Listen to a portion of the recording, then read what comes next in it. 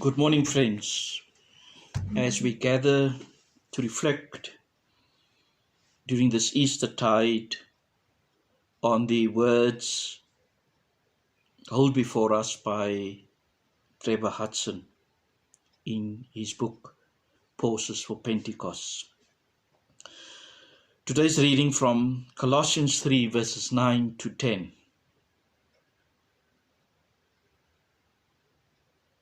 Do not lie to each other, since you have taken off your old self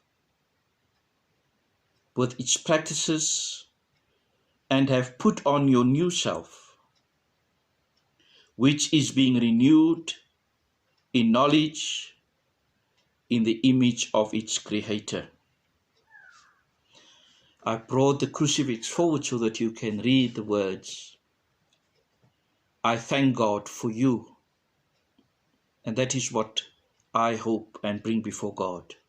I thank God for you. Putting on clothes each day in the early morning is a daily ritual that each of us partake. Usually there are factors we take into account. The weather forecast of the day, whether it's hot or cold or mild or windy. Will the sun shine or will it rain? What task am I to perform that day? If I go to work, what are the appropriate dress? Whether we relax at home, what are the appropriate dress? Whether we'll be working in the garden, entertaining friends, or whether we will meet just very important people.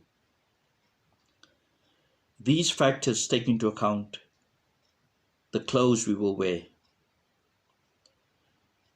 The question is, will I be dressed suitably or not? Trevor reminds us that Easter people put on a particular set of clothes each day. These clothes suits our new identity as Easter people, as people who have been raised with Christ, who are now part of the new creation that God is bringing about. Not only are there certain practices that we need to get rid of, but also we are called to clothe ourselves in such a way that we reflect more visibly the image of our new Creator. Okay, this is not something that God will do for us. While the Holy Spirit will certainly help us, we will need to be intentional about this.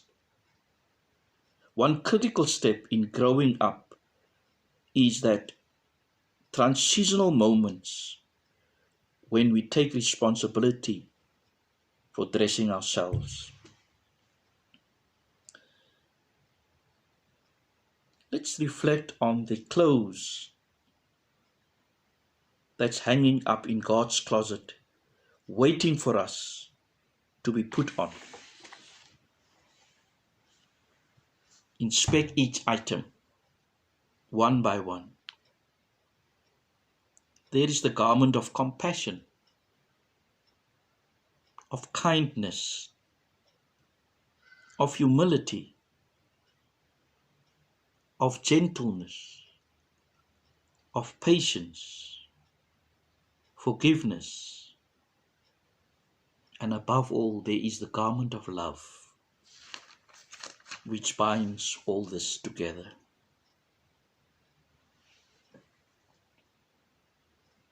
Think for a moment how these virtues are reflected in the gospel life of Jesus himself. Ask yourself what sort of action and words would make these virtues more real in my life at this time, particularly during this time of the pandemic. Putting on our new clothes as Easter people does not happen quickly and easily. It involves daily decision, determination, and disregarding old practices. It takes a lifetime. Walter Burghardt writes, "The risen Christ now living in us makes possible a risen life, a human life above the humans." What brought to mind for me is the daily discipline for a priest as he begins to celebrate the Eucharist, putting on his liturgical vestments. It is that he first enters a moment of deep quietness.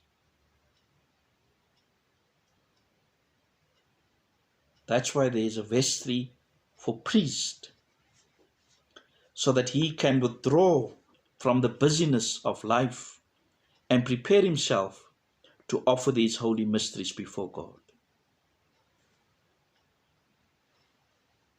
Firstly, the priest starts to wash his hands. He prays, "Give strength to my hands, Lord, to wipe away all stains, so that I may be able to serve thee in purity of mind and body."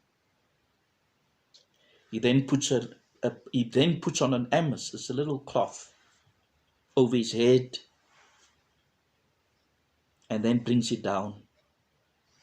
"Lord," he prays, "set upon the helmet of salvation on my head to fend off all the assaults of the evil one."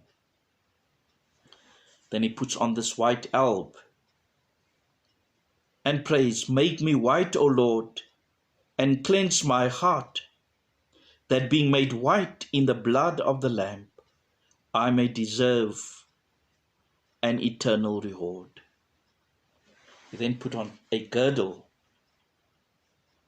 and prayed, "Gird me, O Lord, with the girdle of purity, and quench in my heart the fire of conspicuous, that the virtue of continence and chastity may abide in me."